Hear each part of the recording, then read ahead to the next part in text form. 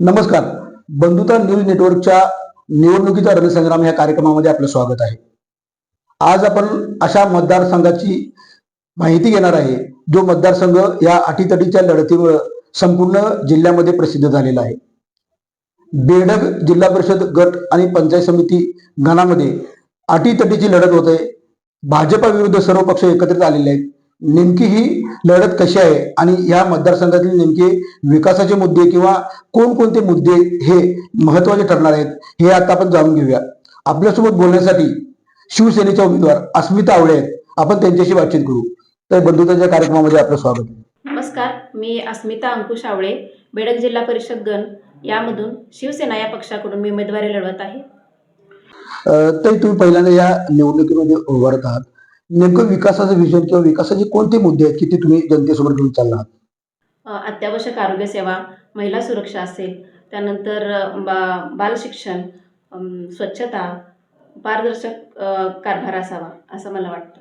हे आमच्या या योजनेसाठी मी कटिबद्ध आहे. या मतदारसंघामध्ये स्थानिक उमेदवार हा सुद्धा मुद्दा असतो. तर कशा पद्धतीने तुमची उमेदवारी असणार आहे, तुमचे मुद्दे त्याबद्दल काय आहेत? माझे सर्वच बेडग, नरवाड, मल्लेवाडी, विजयनगर या सर्व गावांकडून मला भरपूर असा प्रतिसाद मिळत आहे, चांगला प्रतिसाद मिळत आहे. आणि माझे सर्व या गावकऱ्यांना विनंती आहे की त्यांनी बेडगेच्या लेकीलाच विजयी करावं. आपल्यासोबत बोलण्यासाठी नागुरुजी आहेत. आपण त्यांच्याशी बोलू. ही निवडणूक तसं बघितलं तर हा भाजपच्या पूर्वी बालेकिल्ला मानला जायचा. तुम्ही भाजपच्या संबंधित पण आहेत. मग ही नेमकी बंडखोरी कशासाठी? नमस्कार, मी गौतम नागरगोजे, बेडग.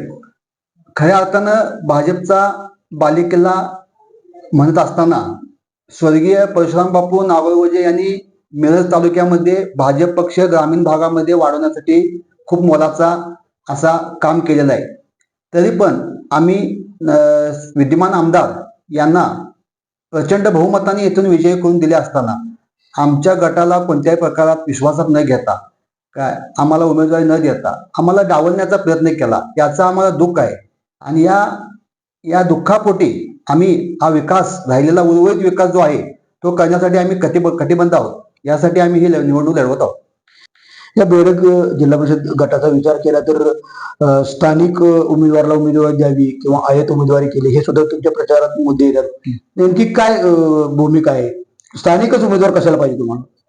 उमेदवार स्थानिक म्हणण्यापेक्षा जनतेचं असं मत आहे की जो उमेदवार पुढे उभारलेला आहे तो उमेदवार गेले 15 वर्षे विकास या नावाने काय विरोधात काम करणारा उमेदवार आयात भाजपने केला आहे असा आमचा आरोप आहे.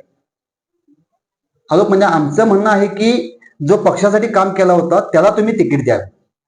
यासाठी आम्ही शिवसेनेनं आम्हाला तिकीट देऊन काय आम्हाला विजयास पात्र ठरलं आहे. आणखी बोललं जाते की आमदार सुरेशभाऊ खाडे यांनी मोठ्या प्रमाणात विकास निधी आणला आणि त्याच कुठेतरी त्या विकास निधी किंवा त्या कामांच्या जोरावर आता जे तुमचे विरोधी उमेदवार आहेत त्यांचा सुद्धा प्रचार सुरू आहे की विकास कामं केलेली आहेत, निधी आणलेला आहे, त्यामुळे त्यांना मतदान व्हावं. तर काय तुम्ही याकडे कसं बघताय? विकासाचा विषय येत असताना जो आता सध्या उमेदवार जिल्हा परिषद गटासाठी उभा केला आहे त्या उमेदवाराच्या पाठीमागे जनता सुद्धा गेली 15 वर्षे मतदान करत आहे. आणि तीच व्यक्ती आज विकासाच्या मुद्द्यावर भाऊंच्याकडून मतदान मागत आहे. याची आम्हाला थोडी खंत वाटते. सगळे पक्ष तुम्ही एकत्र आला आहात भाजपच्या विरोधात. काय नेमकी तुमची भूमिका आहे? मग कारण शिवसेना असेल, जनसुराज्य असेल, काँग्रेसचे उमेदवार आहेत, अन्य पक्ष सुद्धा तुम्हाला पाठिंबा देत आहेत. पाठिंबा हा जनतेतून आहे. जनतेचं असं मत आहे की तुम्ही सर्व एक होऊन लढा. आज युती जर पाहायची झाली तर बेडग गटामध्ये जिल्हा परिषदचे तिकीट हे शिवसेना धनुष्यबाणावरती आहे. ते अस्मिताताई आवळे निवडणूक लढवत आहेत. तर बेडग गणातून कैलासदादा विलासराव पाटील हे जनस्वराज्य या पक्षावरती लढत आहेत. तर हा त्या चिन्हावरती नरवाड गणातून तन्वीताई चिन्ह लढवत आहेत. याचं कारण असं ही लोक जर एका जागेवर निवडणूक लढवत असतील तर जनतेतून आम्हाला इतका मोठा फ्लो आहे की आपण निवडणूक लढवावी, आम्ही तुमच्या पाठीशी आहे आणि जनतेच्या जोरावरती आम्ही हा विरोध करत आहे. एकंदरीत बघितली प्रचाराची तुमची सगळी रणनीती बघितली, प्रचाराचे मुद्दे बघितले, नेमकं बाळासाहेब होनमरे यांना विरोध आहे का भाजपमध्ये आयात उमेदवार केलं त्या मुद्द्याला विरोध आहे तुमचा? आयात उमेदवार केला हा आमचा विरोध असणारच. कारण एवढ्या मोठ्या बेडकची लोकसंख्या असताना जवळपास बेडकमध्ये 16-17 हजार मतदान आहे आणि मल्लेवाडी हा आमचा घटकच आहे. नरवाड मोठा घटक आहे. यांना कोणत्याही विचारात न घेता हे लादण्याचा प्रयत्न आमच्यावरती केलाय. त्याचा आम्हाला खरा राग आहे.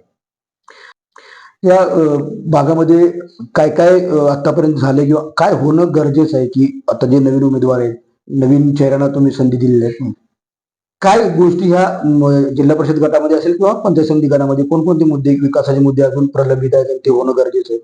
तसा आता विचार पाहायला गेला तर स्वर्गीय आमचे नेते परशुराम बापू नागोलगोजे, अमरसिंहदादा पाटील, राजेंद्र नागोलगोजे सर व मल्लेवाडीतील नरवाडमधील जे नेतेगण आहेत यांच्या नेतृत्वाखाली आमचा एकच ध्यास आहे की या भागातील शेतकऱ्यांना मुबलक पाणी मिळालं पाहिजे, मुलांना शिक्षणाची सोय झाली पाहिजे, मुलींना संरक्षण मिळालं पाहिजे, बसेसची सेवा व्यवस्थित झाली पाहिजे, रस्ते सर्व झाले पाहिजेत. MGPची जीवन प्राधिकरणची जी राहिलेली पाण्याची स्कीम आहे ती अद्याप चालू झालेली नाही, ती चालू झाली पाहिजे. हर घर नळ योजना आहे ती लोकांच्या घरापर्यंत गेली पाहिजे. ती गेली 3 वर्ष काम रखडलेलं आहे. जी काही अटीतटीला राहिलेली कामं आहेत, वादग्रस्त विषय आहेत, ते सर्व मिटवून आम्ही जनतेपुढे मतदान मागत आहे. मागच्या वेळी नागरगोजे गटाला संधी मिळाली नाही, ह्यावेळी संधी मिळेल असं तुम्हाला अपेक्षा होती. आता नेमकं उमेदवारी डावलल्या मागं इथले स्थानिक नेते तुम्हाला वाटतात का काय, नेमकं कुणावर उमेदवार डावलले, तुम्हाला नागरगोजे गटाला उमेदवारी देणं का गरजेचं होतं? खूप त्या बाबतीत दुःख होते आम्हाला, कारण भाऊंना निवडण्यासाठी आमच्या गटाचा खूप मोलाचा वाटा आहे आणि त्या विश्वासावरती आम्ही भाऊंच्याकडे अपेक्षा ठेवली होती की भाऊ आम्हाला तुम्ही तिकीट द्यायची काय आणि आम्ही अजून विकास करू शकेल. पण त्या विकासाचा आमचा काय कायापालट झालेला नाही. काय ज्या आम्ही अपेक्षा झाल्या होत्या त्या अपेक्षेचा भंग झाला नाही आणि आमच्यावर लादण्याचा प्रयत्न केला. आता तुम्ही प्रचारासाठी संपूर्ण मतदारसंघामध्ये फिरत आहात. प्रत्येक गावातून कसा तुम्हाला रिस्पॉन्स मिळतोय मतदारांचा किंवा बाकी सर्व लोकांचा कसा तुम्हाला प्रतिसाद मिळतो? प्रामुख्याने विचारायचं झालं तर जनतेचं असं मत आहे तुम्ही जे हे केला अतिशय योग्य केलाय. तुमच्यातील आपसातमध्ये जे वाद आहेत ते मिटवून तुम्ही जनतेपुढे चांगली लोक आणलाय आणि चांगल्या लोकांना आम्ही 100% तुमच्या पाठीचे आहे. आम्ही 100% तुम्हाला निवडून देऊ. तुम्ही याच्या मागेही विकास केलाय आणि याच्या पुढे तुम्ही तुमचे उमेदवार विकास करणार. या मतदारसंघामध्ये तशी भाजप विरुद्ध शिवसेना, जनस्वराज्य काँग्रेस अशी अटीतटीची लढत बघायला मिळते. मतदारांच्या समोर जाताना तुम्ही कोणते मुद्दे घेऊन जाणार आहात? खऱ्या अर्थानं सांगायचं झालं तर आमच्या मतदारसंघामध्ये स्वर्गीय बापू, अमरसिंहदादा पाटील, राजेंद्र नागोजे सर यांच्या नेतृत्वानं आम्हाला आदेश आहेत की बेडक गटामधील अस्मिताताई आवळे, बेडक गणामधील कैलासदादा पाटील जनस्वराज पक्ष व तन्वी कमलेकर हा त्या चिन्हावरती चिन्ह लढत आहेत. यांना आणि यांच्या सहभाग जाऊन तुम्ही जो काही विकासासाठी लोकांच्या जनतेत तुम्हाला जाता येईल तेवढं तुम्ही जाण्याचा प्रयत्न करा आणि विकास कोठे थांबता कामा नये अशा सर्व नेते मंडळींचा आम्हाला आदेश आहे. आणि जनतेला आमचं एक आव्हान आहे की आपण दिलेले उमेदवार हे सुज्ञ आहेत, नॉन करप्टेड आहेत, प्रशासकीय नॉलेज असलेले आहेत, प्रशासनात कोणतीही गय न करणारे व्यक्तिमत्व आहेत सर्व आणि यांना आपण सर्वांनी भरघोस मतांनी मतदान देऊन विजयी करावे व आपल्या मतदारसंघाचा कायापालट करण्याची संधी द्यावी हीच आई मार्गाईचरणी प्रार्थना करतो. तर तुम्ही मतदारांना काय नेमकं आवाहन करणार? सर्वप्रथम मी सर्व माझ्या गावकरी बंधूंना खूप त्यांचे आभार मानते की त्यांनी एक सर्वसामान्य कुटुंबातील व्यक्ती हा उमेदवार म्हणून निवडला. मी सर्वांना आवाहन करते की मल्लेवाडी, बेडक, नरवाड आणि विजयनगर या गावातील सर्व माझ्या बंधू भगिनी मातांनी माझ्यासाठी धनुष्यबाण या चिन्हासमोर बटन दाबून सर्वांना आमच्या सर्व ह्या एकजुटीला, या एकतेला त्यांनी प्रेरणा द्यावी आणि आम्हाला एक मजबूत असा पाठिंबा द्यावा आणि हे तुमचे जे मतरूपी जे आशीर्वाद आहेत ते आमच्यापर्यंत जरूर पोचवावे आणि ह्या गावच्या लेखीला, तुमच्या लेखीला तुम्ही जरूर विजयी करावे. धन्यवाद. नक्कीच बघतोय. आपल्यासोबत बोलण्यासाठी मिरजपूर भागातील नेते गौतम नागरगोजे होते आणि शिवसेनेचे उमेदवार अस्मिताताई आवळे ह्या होत्या. त्यांनी आपली भूमिका मांडली आहे.